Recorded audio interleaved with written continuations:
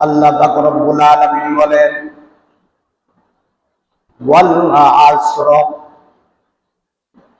সময়ের কসম, জমানার কসম, কালের কসম, অথবা আসরের সময়ের কসম, অথবা আসরের নামাজের কসম। কথা হলো, কসম তো আমরা দেব, আল্লাহ পাক রব্বুল আলামিন কেন কসম দিলেন, কেন কসম খাইলেন? একমাত্র আমাদের জন্য, পৃথিবীতে যত মানুষ আছে আমাদের জন্য একমাত্র আল্লাহর নামে ছাড়া অন্য কিছুর কসম খাওয়া জায়েজ নাই। খেয়াল করে শুনবেন, একমাত্র আল্লাহর নামে ছাড়া অন্য কিছুর কসম খাওয়া কি নাই? জায়েজ নাই। অনেক সময় ছেলের মাথায় হাত দিয়ে ছেলের কসম, এটা কি নাই? জায়েজ নাই। এবং এই কসম আদায় করাও জায়েজ নাই, এতে কসম হয় না। আমরা কসম কেন খাই?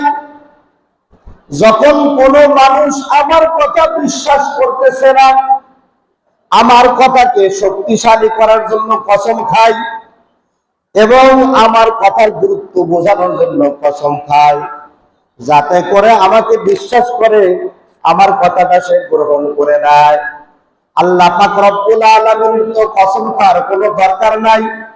আল্লাহ পাকের সমস্ত কথা তো এমনি গুরুত্বপূর্ণ, এমনি সবার মানতে হবে, এমনি সবার জানতে হবে। আল্লাহ পাক কেন কসম খাইলেন? আল্লাহ পাক এই জন্য কসম খেয়েছেন যাতে করে আমরা সতর্ক হইতে পারি। আমাদেরকে সতর্ক হওয়ার জন্য আল্লাহ পাকের সব কথা কি একই রকম, কিন্তু আমাদেরকে বেশি রকম সতর্ক করার জন্য আল্লাহ পাক আমাদের জন্য কসম খেয়েছেন। আল্লাহ পাকের কসম খাওয়ার কোনো প্রয়োজন নেই। আল্লাহ পাক রব্বুল আলামিন বলতেছেন, তাই ওয়াল আসর, সময়ের কসম, যুগের কসম,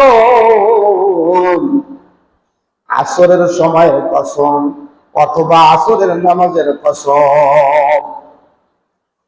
দ্বিতীয় নম্বর আয়াতে বলতেছেন, ইন্নাল ইনসানা লাফি খুসর, নিশ্চয়ই মানুষ ক্ষতিগ্রস্ত, নিশ্চয়ই মানুষ মুহূর্তে মুহূর্তে ক্ষতিগ্রস্ত হইতেছেন। তৃতীয় আয়াতে বলতেছেন, ইল্লাল্লাযীনা আমানু ওয়া আমিলুস সালিহাত ওয়া তাওয়াসাউ বিল হাক্কি ওয়া তাওয়াসাউ বিস সাবর। পৃথিবীর সমস্ত মানুষ ক্ষতিগ্রস্তর ভিতরে আছে, দ্বিতীয় নম্বর আয়াতে বললেন। তৃতীয় নম্বর আয়াতে বলতেছেন, তবে এর ভিতরে তারা ক্ষতিগ্রস্ত নয়। কারা ক্ষতিগ্রস্ত নয়? ইল্লাল্লাযীনা আমানু, যারা ঈমান এনেছে, ওয়া আমিলুস সালিহাত, নেক আমল করেছে। চারটা কথা বলছেন, কারা ক্ষতিগ্রস্ত নয়? খেয়াল করে শুনুন। আল্লাহ পাক বলতেছেন তারা ক্ষতিগ্রস্ত নয়, সমস্ত মানুষ ক্ষতিগ্রস্ত। দ্বিতীয় আয়াতে বললেন পৃথিবীর সমস্ত মানুষ ক্ষতিগ্রস্ত, তবে তারা ক্ষতিগ্রস্ত নয়। ইন্নাল্লাযীনা আমানু, যারা ঈমান এনেছেন, ওয়া আমিলুস সালিহাত, নেক আমল করেছেন। এরপরে বলতেছেন ওয়া তাওয়াসাউ বিল হক, যারা হকের দাওয়াত দিয়েছেন, হকের ওসিয়াত করেছেন। ওয়া তাওয়াসাউ বিস সাবর, এবং ধৈর্য ধারণ করার দাওয়াত যারা দিয়েছেন, ওসিয়ত যারা করেছেন। অর্থাৎ গুনাহের কাছ থেকে বিরত থাকার জন্য যারা দাওয়াত দিয়েছেন। এক কথায় আমি আরো সহজ করে বলি, ক্ষতিগ্রস্ত সবাই পৃথিবীর, তবে 4 গুণ যাদের ভিতরে আছে তারা ক্ষতিগ্রস্ত না। সেই 4 গুণ কি?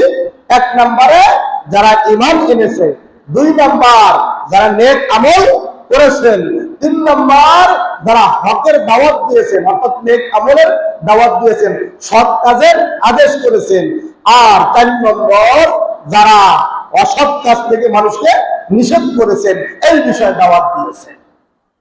এই 4 গুণ, বুঝতে পারছেন?